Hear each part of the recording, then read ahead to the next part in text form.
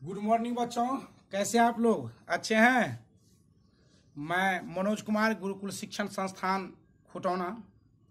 आज आप लोग को हमने इकोनॉमिक्स क्लास 10th के बच्चों के लिए इकोनॉमिक्स के फर्स्ट चैप्टर अर्थव्यवस्था एवं इसके विकास का इतिहास लेकर आए हैं। तो आप लोग थोड़ा ध्यान से सुनेंगे। जो अर्थव्यवस्था क्या है, इसके विकास का इतिहास क्या है, इसके संबंध में आज आप लोग को हमने बताएंगे। ठीक, तो सबसे पहले हम लोग चर्चा करते हैं जो अर्थव्यवस्था क्या है। अर्थव्यवस्था, अर्थ का मतलब समझते हैं ना, रुपया ना, और व्यवस्था तो समझते हैं जो इस रुपया को हम लोग कैसे व्यवस्था करते हैं, कमा के करते हैं, कमा के करते हैं ना। तो मानव हम रुपया कमाते क्यों है, क्यों कमाते हैं? अपनी आवश्यकता को पूर्ति करने के लिए। बस हो गया। अर्थ का मतलब क्या हो गया? रुपया ना। और व्यवस्था तो समझते हैं, जो उसको व्यवस्थित करते हैं। तो हम लोग अपनी अर्थव्यवस्था के संबंध में बताएंगे जो अर्थव्यवस्था क्या है। तब मानव अपनी आवश्यकता को पूर्ति करने के लिए किसी न किसी स्रोत से जो कुछ भी उपार्जन करते हैं वही उसका क्या है? अर्थव्यवस्था है। आप लोग समझ गए अर्थव्यवस्था। सब आदमी हर तरह से कमाते हैं, सभी व्यक्ति को कमाने की अलग अलग स्रोत है न। कोई शिक्षक है, पढ़ाकर कमाते हैं। कोई दुकानदार है, दुकान से कमाते हैं न। कोई डॉक्टर है न, इलाज करके कमाते हैं न। तो मानव अपनी मजदूर लोग खेत में काम करके कमाते हैं। तो ये अर्थव्यवस्था का हो गया परिभाषा। मानव अपनी आवश्यकता को पूर्ति करने के लिए किसी न किसी स्रोत से जो कुछ उपार्जन करता है उसे हम लोग क्या कहेंगे? अर्थव्यवस्था। कोई प्रॉब्लम? अर्थव्यवस्था समझ गए। अब इसमें आप लोग को अगला क्वेश्चन है जो मिश्रित अर्थव्यवस्था क्या है। मिश्रित का मतलब होता है मिला हुआ। मिश्रित का मतलब क्या होता है? मिला हुआ। तो इसमें पूंजीवादी और समाजवादी दोनों अर्थव्यवस्था का मिश्रण होता है। तो पूंजीवादी और समाजवादी अर्थव्यवस्था के मिश्रित रूप को हम लोग क्या कहेंगे? मिश्रित अर्थव्यवस्था। ओके, चलिए अब हम लोग चलते हैं जो सतत विकास। सतत विकास, इस सतत विकास क्या है न? तो सतत का मतलब होता है लगातार न, या सतत जो होते हैं ना, जो क्या करते हैं लोग, सतत विकास का शाब्दिक अर्थ होता है जो जारी रहे, जो टिकाऊ हो। सतत का मतलब समझते हैं ना, जो जारी रहे। सतत माने लगातार और जो टिकाऊ भी हो न। सतत विकास वैसा विकास की प्रक्रिया है जिसमें कोई भी कार्य जो हम करते हैं वह वर्तमान पीढ़ी को देखते हुए कोई काम करते हैं न। वर्तमान पीढ़ी से लेकर के और आने वाले पीढ़ी तक के विकास का बीज इसमें छिपा होता है, वही है सतत विकास। जैसे हम लोग मकान बनाते हैं तो मकान के लाइफ जानते हैं ना। कोई लोग अच्छे ढंग से मकान बनाते हैं तो 200 वर्ष, 400 वर्ष, 500 वर्ष रहते हैं। और मनुष्य तो 500 वर्ष जीते नहीं है। 25-30 वर्ष की अवस्था में मकान बनाते हैं और 25-30 वर्ष, 40 वर्ष और मुश्किल से लोग जीते हैं। और उसके बाद जो है सो अपना क्या करते हैं? चल जाते हैं। तो उसमें रहते कौन है?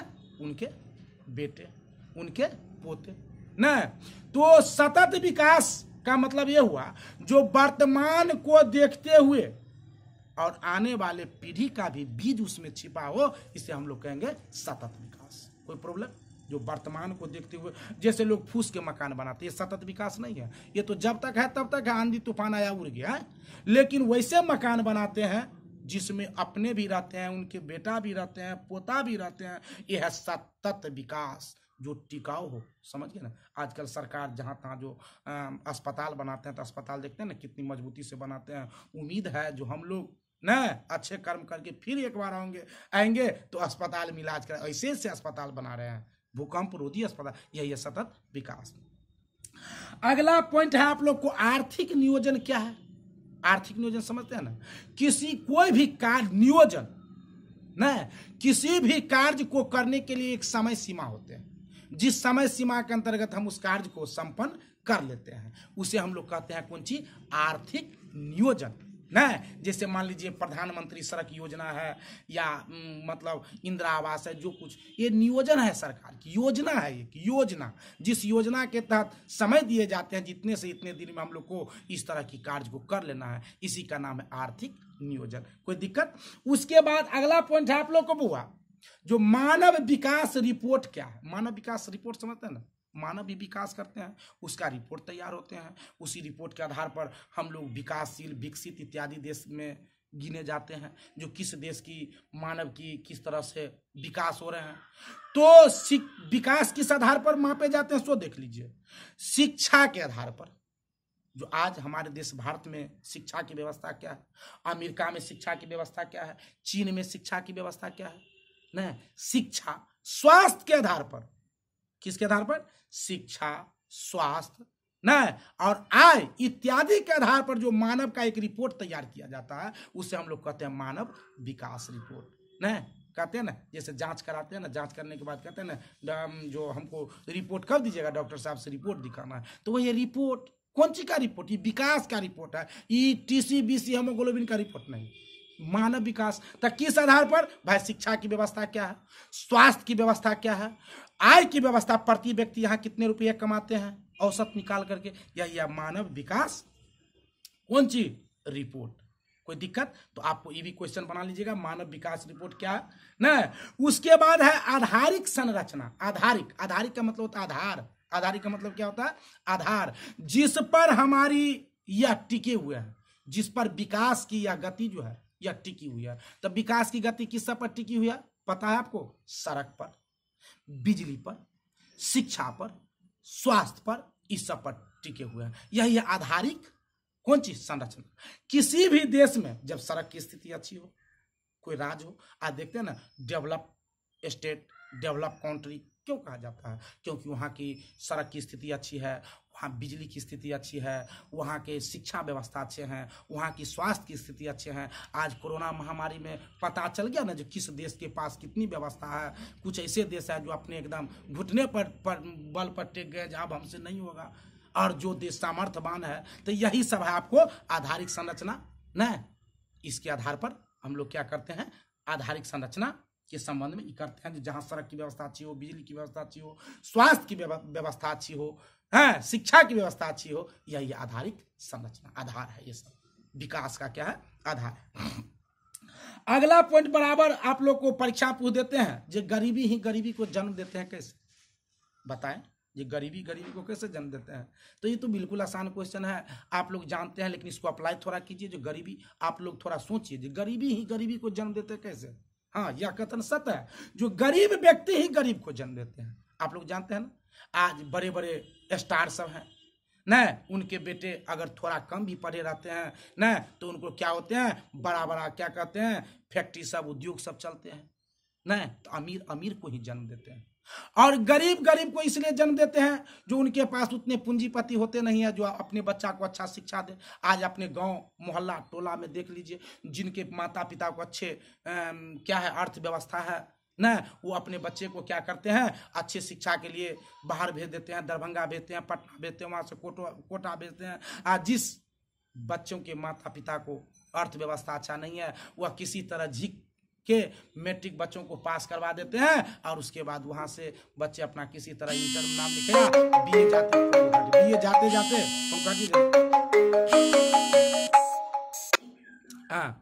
बीए जाते जाते वो लसक जाते हैं। तो ये निश्चित है, जो गरीबी ही गरीबी को क्या करते हैं? जन्म देते हैं।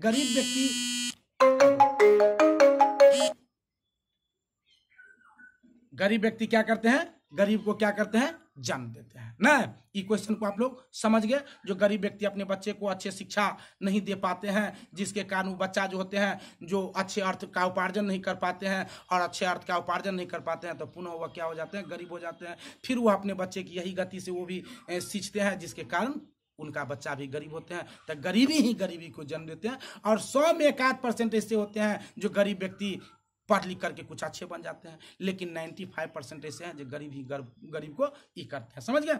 अब आ गया ये। उसके बाद है अगला पॉइंट, बराबर परीक्षा पूछे जाते हैं, जो बिहार के पिछड़ेपन का कारण क्या है ना बिहार के पिछड़ेपन के। तब बिहार के पिछड़ेपन के अनेक कारण है, बहुत कारण से हमारा राज्य बिहार पिछड़ेपन है। यहाँ सबसे पहले तो यहाँ की जो है सो बाढ़ और सुखाड़ जैसी समस्या जो है सो यहाँ के किसानों को कमर तोड़ देते हैं। बाढ़ और सुखाड़ जैसी समस्या क्या है तो उसमें लिखेंगे जो हमारे राज्य बिहार को पिछड़ने के अनेक कारण हैं। पहला में दे दीजिएगा जैसे बाढ़, और उसमें 2-4 पंक्ति लिख दीजिएगा जो हमारे राज्य बिहार में प्रतिवर्ष बाढ़ की समस्या आती है, जिससे हमारे यहाँ सड़क, मकान न इत्यादि, पुलिया इत्यादि क्षतिग्रस्त हो जाते हैं। फिर सरकार उसको बनाने में लग जाते हैं, इसलिए आगे की विकास नहीं करके उसी में लगे रहते हैं। तो पहला हो गया बाढ़। दूसरा सुखाड़, प्रतिवर्ष देख लीजिए अपने सब सुखाड़ की मार से एकदम ये होते हैं, फसल नहीं उपज पाते हैं, फसल सूख जाते हैं न। तीसरा हो गया यहाँ की बढ़ती जनसंख्या, बिहार में जनसंख्या भी काफी तेजी गति से बढ़ रहे हैं, समझ गए ना। उसके बाद गरीबी, बिहार के लोग गरीब भी बहुत ज्यादा है न। उसके बाद यहाँ जो है सो क्या कहते हैं, खराब विधि व्यवस्था है। यहाँ हर जगह की, हर स्टेट से विधि व्यवस्था हमारे राज्य बिहार की बिल्कुल खराब है, हर चीज में, चाहे शिक्षा में देख लीजिए, चाहे स्वास्थ्य में देख लीजिए, चाहे जिसमें देखना है उसमें देख लीजिए, बिहार की स्थिति बहुत गड़बड़ न।